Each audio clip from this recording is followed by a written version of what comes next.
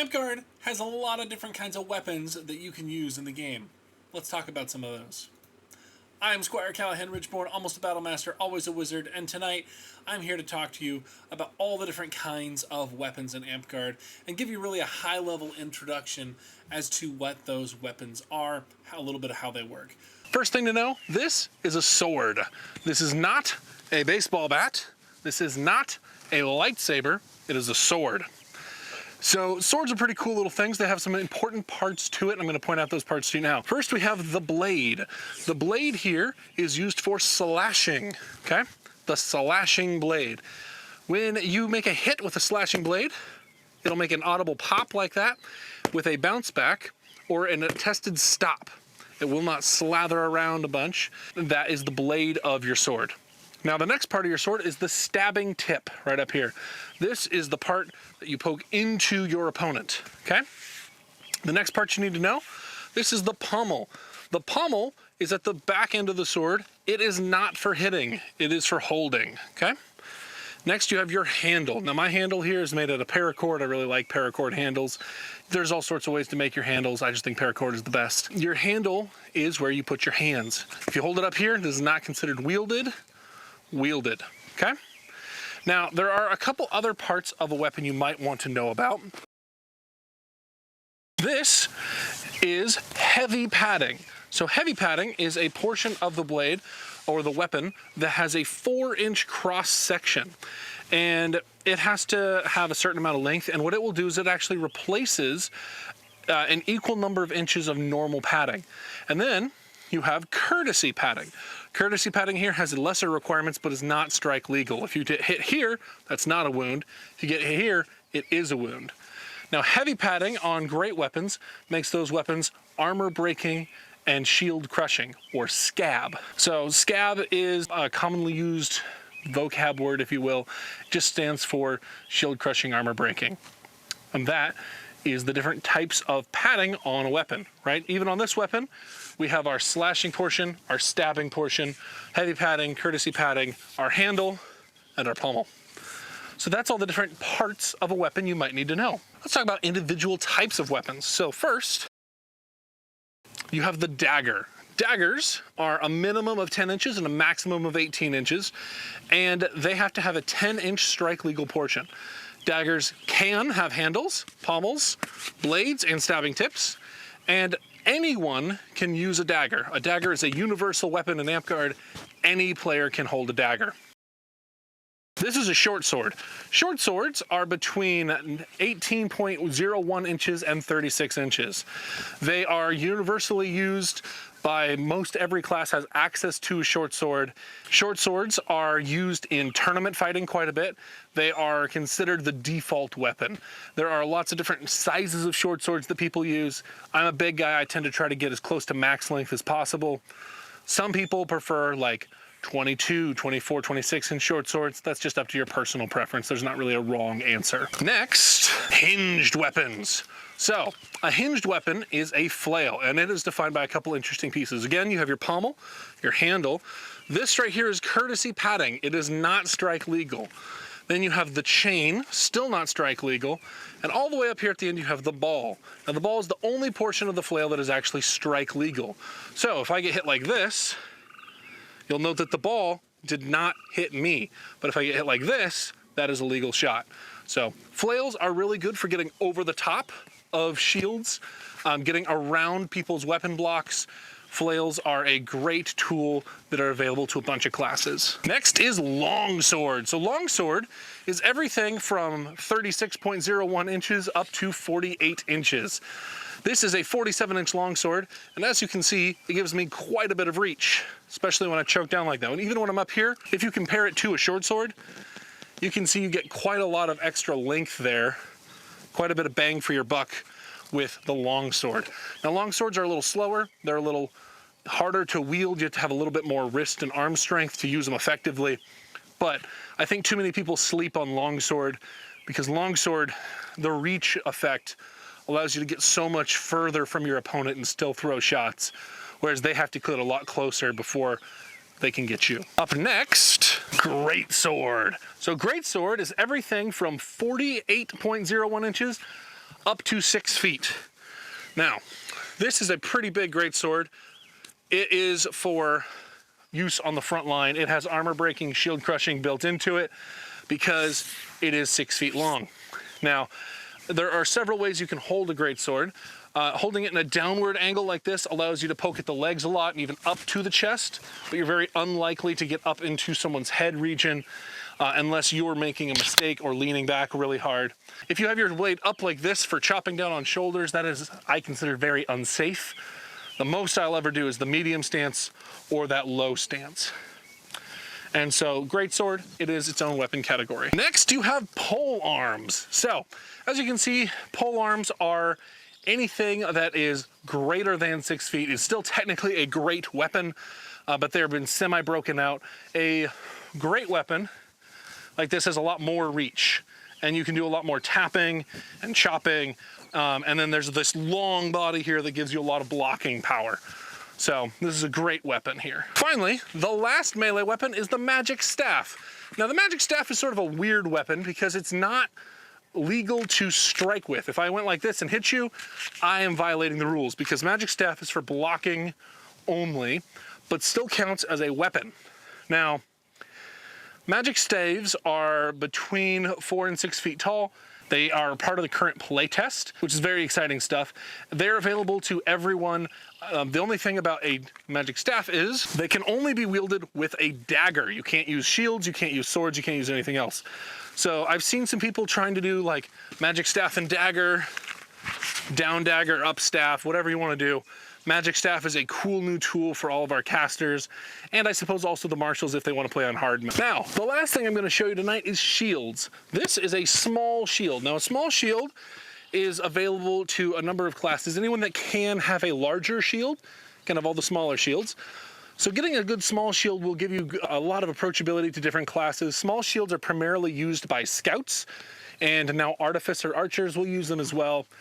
This is a punch shield, meaning I have a handle here in the back that I hold onto with my fist and I move it around trying to punch people's swords out of the way. Now you might have seen strap shields. These are shields that your arm goes through the strap and tightens into place. Now, this shield is a medium shield. Medium shields are a little bit bigger than small shields, and they allow you to get a lot more coverage than the small shield. Now, my medium shield here is a strap punch combo, so I can use it for either scenario, and I like it quite a bit. This here is also a medium shield, but it is different. Now, you'll note it isn't quite as wide as the last shield, but it is longer. So it gets down here and blocks my knee a little better. If I back up a little more, you'll see it better. It blocks my knee more, so I can drop down and block those leg shots and still be up here to block all of the body shots. So this is a type of shield that I've been liking a lot more lately than the rounds. I find myself to be a lot more mobile of a shield fighter, so this has been working pretty well for me. Unfortunately, I do not have a large shield to show you, otherwise I would. Stay tuned because there's more in this video once we get back from the field. Welcome back from the field. Now, I didn't grab any throwies for this because they're kind of small and hard to see on camera, but let's talk about throwy basics. So things to know about throwies. Throwies cannot be used to block. If you're holding a throwy and you get hit in the hand or the throwy gets in between a legal shot, that counts as hitting your arm. You are wounded. So throwies cannot be broken. If they are hit with arrows or swords or anything at all, they are not breakable because they are a thrown weapon. They count as ammo. You cannot break them. With thrown weapons, they continue to wound until they have no more momentum. So if you chuck a throwy as hard as you can and it bounces off of somebody's shield and swings back and hits you in the torso, you're dead. If you manage to bounce a throwy and it hits people, bounces off one leg into the other, that player is dead. Bounces count with throwies, and you can get as many bounces as you need. You are not allowed to throw your short sword, right? You're not allowed to throw your polearm. You can't, like every time I teach a younger kid how to fight, one of the first things that they try to do is just sort of yeet their sword directly at you, and they're like, oh, it got you, and like, no, that does not count. Your throwies cannot be designed in such a way that they could be easily confused with spell balls. Now, spell balls have a couple of things that make them a spell ball. We'll talk about that in a little bit here. It's a different type of thrown weapon. Spell balls are round and they have a tail. So your throwy can be round, but it cannot have a tail. And then throwies have the entire thing has to be strike legal. They can't have a core. So let's talk about types of throwies. So you have light thrown. Light thrown are 2.5 to 6 inches long. They're only used by assassins or in militia games. And they're very small. They're quick to throw. You can carry a lot of them. If you have a big enough backpack, you can carry like 300 or 400 light thrown and just constantly be throwing them throughout the entire game. Up a little bit is the heavy thrown. These are 9 to 18 inches long. Do note that there is a 3-inch size gap between the light thrown and the heavy thrown. This is to make sure that they're easy to tell apart, right? Scouts, assassins, and monk all get heavy thrown naturally, and of course anyone in a militia game has heavy throwing weapons. They are usually shaped more like books or discs instead of small balls or sushi rolls, and they can get a little bit more range because there's more oomph to them. Now rocks. Rocks are only used by barbarians, and they have to be a minimum of 10 inches in every direction, right? So at least a 10-inch sphere. Now rocks generally are not very good. Rocks, if thrown with 2 hands, are shield crushing, and they don't break weapons. They do wound, but heavy thrown is just better because they're much smaller, easy to carry. To get a shield crushed with rocks, you need minimum 3 rocks. And if you're going to be carrying 3 rocks around, you've made a major commitment to having those 3 rocks, and that is a one-and-done scenario at that point. It's not a very economically viable thing to do because rocks are usually bigger. Recently, at a Lockhaven event, we had a player out who was using a giant stuffed sheep as a rock. And while comedic and funny, it was also not amazingly effective because he only had 1 of them. He couldn't crush any shields. If he hit you with it, it was because you weren't really paying attention. It did have some good oomph to it, but it's very difficult to carry more than 1 or 2 rocks. I'd love to see some good rock tech. If anyone out there sees this and you're like, I'm offended, I have great rocks, please let us know, because I really wish rocks were better than them. Now, javelins are kind of a wacky thing. Anti-paladin and paladin, barbarian, and warrior get access to javelins. So javelins are a unique weapon in Amtgard because they are both a thrown weapon and a melee weapon. In melee, they may only stab. They may never slash. Slashing is not legal with a javelin. They're a stab-only weapon. And if you throw a javelin, it is scab, shield-crushing, armor-breaking. And the javelin, you know, if you've been a fan of the channel for a while, you've seen Nameless's interview, you've seen TB's interview, you've heard from people that javelins are kind of rough to use. This is very true. They're very difficult to throw effectively at very high range. Magic balls. So magic balls are spells, right? They are given as abilities that you purchase when you're a spellcaster. They are required to be a 2.5-inch sphere or larger, and they have to have a tail. Now, the tail is between 2 and 6 inches, and it has to be all the same color, right? And the different colors have different qualifiers as to what they are. If you look at my picture here, you'll see that these are my spell balls, and they are color-coded with the V9 colorblind code that came out a while back. If you make your own spell balls, you do need to include your name or heraldry on the spell ball, and I recommend doing that in the colorblind code just in case that ever gets codified in the future, and it's just nice to our colorblind friends in the meantime. So let's talk about bows. So bows have specific rules that qualify them in the game. So bows are maximum 35-pound draw at a 28-inch long draw. And if you are within 20 feet, you must use a half draw. So bows are one of the more dangerous components of the game. And to talk about the 2 kinds of bows that you're likely to see, we're going to go to Callahan in the field. There are 2 really kinds of bows you'll see in Amtgard. So the first kind is the war bow. These bows have a 35-pound draw weight. They are usually constructed, if I step a little closer, you can see they're usually either one piece. My bow here breaks into 3 pieces with the fiberglass limbs and the metal body here in the middle. This is a 35-pound war bow. Now, the 35-pound bow has a lot of advantages. It allows you to get a much further away shot, projecting force significantly further down the field. But this bow is also $140. So I'm hesitant to want to drop it and switch to the short sword if I'm getting rushed, for example. So bows can be pretty expensive. A short bow, alternatively, this bow is super cheap. I paid 30 bucks for it. It does not have nearly as much of a draw weight. The short bow here is for skirmish archers. These are for archers that are gonna shoot, shoot, shoot, drop, and go to the short swords, right? The short bow here, this also breaks into 3 parts. Plastic handle, fiberglass limbs. It's got about a 15 to 18 pound draw weight on it.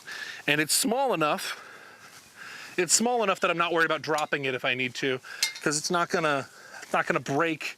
And if it does, it was fairly inexpensive and I can replace it easily. Welcome back from the field. The last kind of bow that you're gonna see are the crossbows. Now crossbows, I don't have a crossbow, so I couldn't show it to you in the field, but crossbows have 450 inch-pounds of pressure or less. They're very good for frontline skirmishing. If you've been following along, you'll know that Sir Watt was on as a scout talking about frontline crossbow use. Crossbows that are legal for Amtgard can be difficult and expensive to find because the best crossbow has been discontinued, and so now they have the little hand pistol crossbows that aren't quite as good. A big problem that you'll run into is that the bolts of crossbows are very top heavy, just like our arrows, but they tend to fall out of crossbows if you're not holding it correct. Arrows are similar to javelins, that they're stab only. The head of the arrow has to strike you for it to be legal. If you get hit with the core, ow, but you know, nothing there. If an arrow bounces, as long as it is still in motion, it can hit. There are opportunities out there. I've seen archers use pinning arrow to bounce off of multiple people's shields and pin 2, 3, sometimes 4 people all at once. And when they pull it off, it's an amazing shot. Here in the Rising Winds, there's an archer that I hope to bring on soon who does trick shots where he will use his regular arrows and he will shoot down at the ground and it'll bounce up under people's shields and kill them, which is super cool. Siege weapons. Now, siege weapons are unique in Amtgard. They have special rules and have to be approved by the game runner. There are 2 kinds of siege weapons that you might see. They either launch something or they're a melee weapon. Now, when something hits for siege, it means that you are instantly killed when it touches you in any way. So, if you have a siege weapon that launches a thrown weapon, it has to be one of the types of thrown weapons. Rocks, javelins, heavy thrown, light thrown, doesn't matter, but it has to launch one or more of those. If it launches 1 projectile at a time, then it is considered as per siege. If it hits you anywhere on your body, anywhere on your equipment, it is an engulfing instant death. If it shoots more than 1 object at a time, then it is just firing a ton of arrows all at once. And they cannot be shot in such a way that it affects people that are within 20 feet of the siege weapon, because that would be unsafe. Now, there are not a ton of siege weapons floating around out there, but I have seen a number of them run to great success. So the first one is cannon. The Rising Winds, there's a guy that will bring a cannon out regularly to our events, and it's super cool. It runs off of compressed CO2, and he can launch projectiles at pretty good range with that. I've seen ballistae that shoot javelins that are pretty cool. They launch javelins, and those had moderate success. The thing about the javelins is that they don't fly super duper straight, so it's difficult to hit your target with them, but it was a engulfing kill because it was shooting for siege. The catapult I saw was launching light thrown, and they had made 100 light thrown, and each time they shot 10 of them, and they shot 10 times and then basically were done for the battle game because they had to go and pick up all of those light thrown to be able to get ready again. If you are going to be operating a siege weapon, a great class to play is Archer, so that you can use reload on it and go out and be out of game and collect all of your materials and then just come back and keep shooting.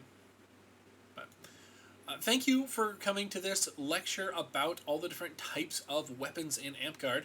Please be sure to turn in to the next video where we're going to talk about garb basics, how to get garb, how to acquire garb.